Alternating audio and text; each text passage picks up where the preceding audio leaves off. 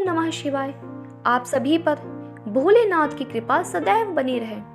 नारद जी ने पूछा, तात, मैंने गणेश के जन्म संबंधी अनुपम वृत्तांत तथा परम पराक्रम से विभूषित उनका दिव्य चरित्र भी सुन लिया।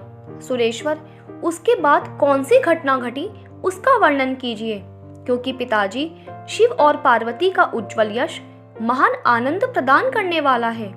ब्रह्मा जी ने कहा, मुनिश्रेष्ठ, तुमने बड़ी उत्तम बात पूछी है। अब मैं उसका वर्णन करता हूँ, तुम ध्यान लगाकर सुनो। विपेंद्र, शिव और पार्वती अपने दोनों पुत्रों की बाल लीला देख देख कर महान प्रेम में मग्न रहने लगे। पुत्रों का लाड़ प्यार करने के कारण माता पिता का सुख दिनों दिन बढ़ता जाता था और वे दोनों कुमार प्रीतिपूर्वक आनंद के साथ तरह तरह की लीलाएं करते थे। मुनीश्वर, वे दोनों बालक स्वामी कार्तिक और गणेश भक्ति पूरित चित्त से सदा माता पिता की परिचर्या क्रिया करते थे। इससे माता पिता का महान स्नेह षणमुख और गणेश पर शुक्ल पक्ष के चंद्रमा की भांति दिन प्रतिदिन बढ़ता ही गया। एक समय शिव और पार्वती दोनों प्रेम पूर्वक एकांत में बैठकर यूं विचार करने लगे कि हमारे ये दोनों पुत्र विवाह के योग्य हो गए। अब इन दोनों का शुभ विवाह कैसे संपन्न हो?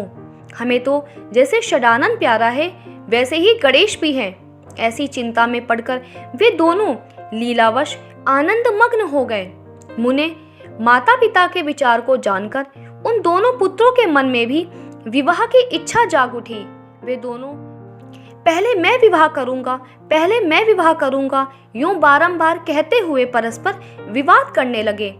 तब जगत के अधीश्वर वे दोनों दंपति पुत्रों की बात सुनकर लौकिक आचार का आश्रय ले परम विस्मय को प्राप्त हुए।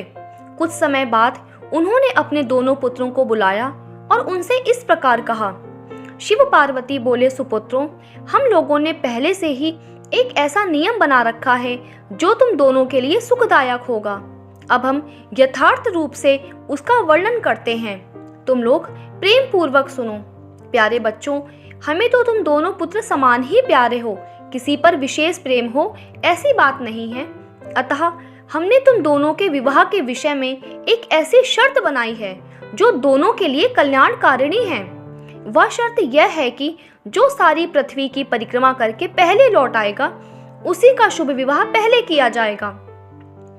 ब्रह्मा जी कहते हैं, मुने, माता पिता की यह बात सुनकर शरद जन्मा महाबली कार्तिकेय तुरंत ही अपने स्थान से पृथ्वी की परिक्रमा करने के लिए चल दिए, परंतु अगाध बुद्धि संपन्न गणेश वहीं खड़े रह गए।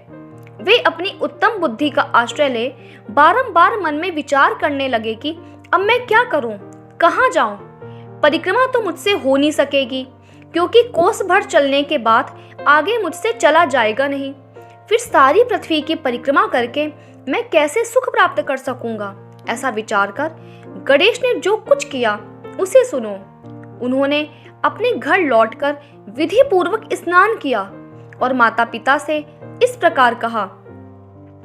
गणेश जी बोले, पिताजी एवं माताजी, मैंने आप लोगों की पूजा करने के लिए यहाँ 2 आसन स्थापित किए हैं।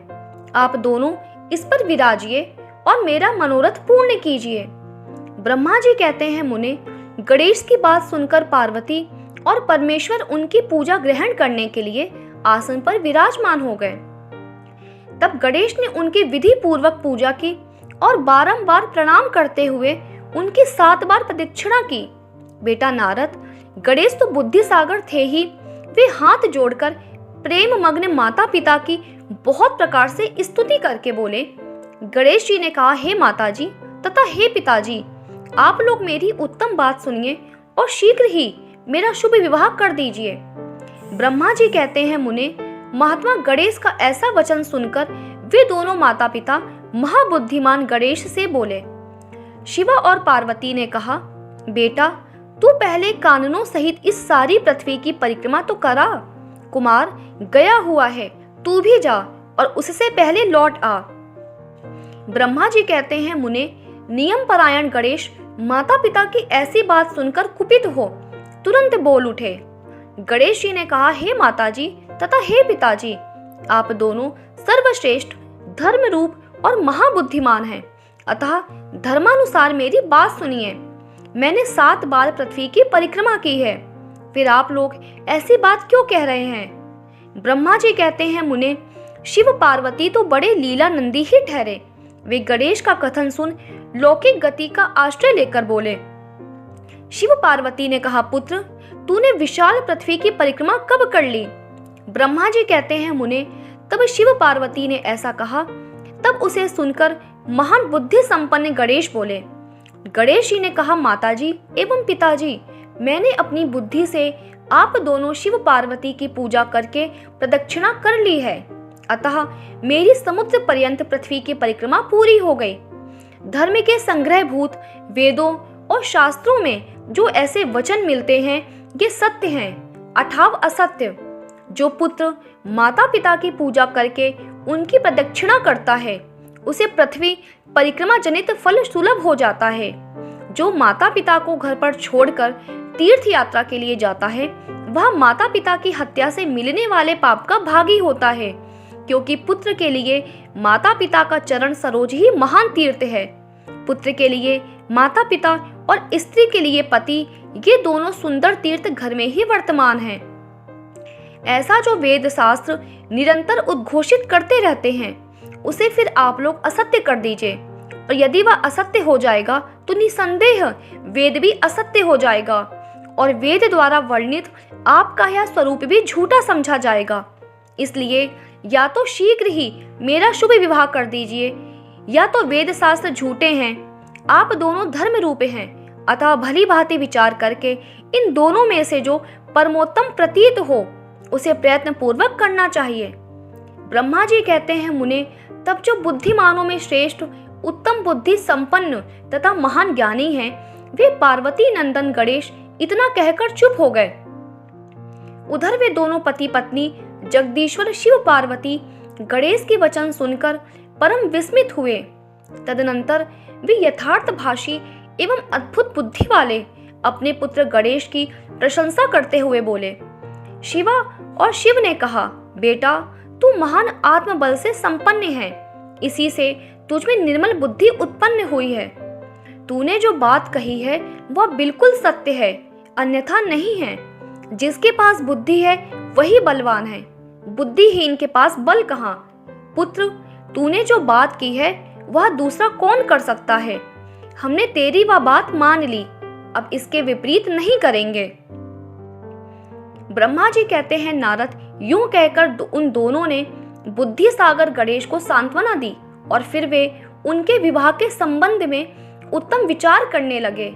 इसी समय जब प्रसन्न बुद्धि वाले प्रजापति विश्वरूप को शिव जी के उद्योग का पता चला, तब उस पर विचार करके उन्हें परम सुख प्राप्त हुआ।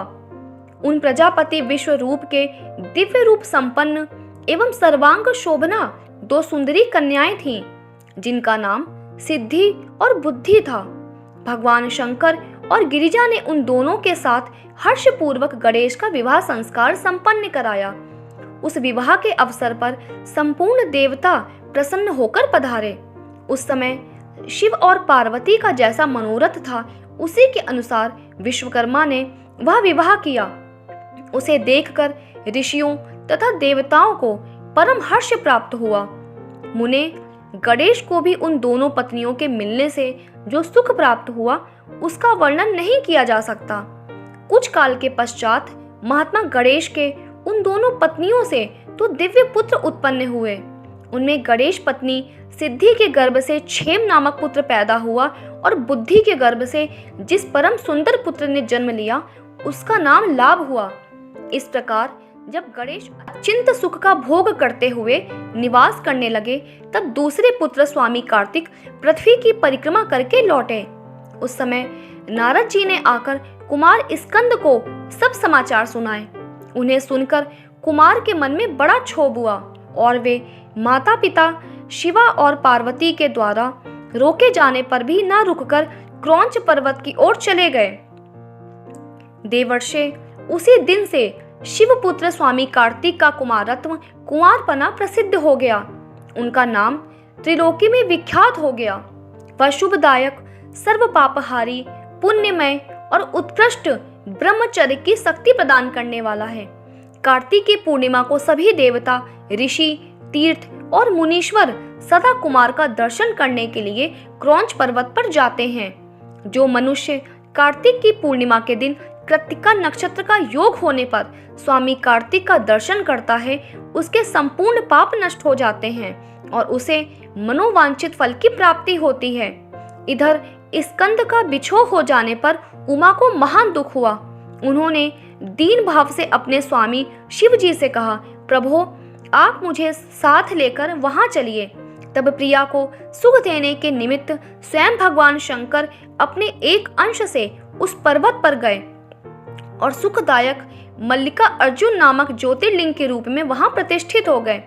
वे सत्पुरुषों की गति तथा अपने सभी भक्तों के मनोरथ पूर्ण करने वाले हैं। वे आज भी शिवा के सहित उस पर्वत पर विराजमान हैं। बेटा नारद, वे दोनों शिव पार्वती पुत्र स्नेह से विवल होकर प्रत्येक पर्व पर कुमार को देखने के लिए जाते हैं। अमावस्या के दिन वहां स्वयं शंभु पधारते हैं और पूर्णिमा के दिन पार्वती जी जाती हैं। मुनीश्वर, तुमने स्वामी कार्तिक और गणेश का जो जो वृत्तांत मुझसे पूछा था वह सब मैंने तुम्हें कह सुनाया। इसे सुनकर बुद्धिमान मनुष्य समस्त पापों से मुक्त हो जाता है और उसकी सभी शुभ कामनाएं पूर्ण हो जाती हैं। जो मनुष्य इस चरित्र को पढ़ता एवं पढ़ाता है एवं सुनता अथवा सुनाता है, निसंदेह उसके सभी मनोरथ सफल हो जाते हैं। तो दोस्तों, आज का ये अध्याय यही विराम होता है। इसके आगे की कथा हम अगले अध्याय में जानेंगे। उम्मीद करती हूँ आज का ये वीडियो पसंद आया होगा। अगर वीडियो पसंद आया है तो वीडियो को लाइक करिए, अपने दोस्तों के साथ शेयर करिए और इस चैनल पे नए हैं तो इस चैनल को सब्सक्राइब कर लीजिए। आप सभी का वीडियो के अंत तक बने रहने के लिए बहुत बहुत धन्यवाद।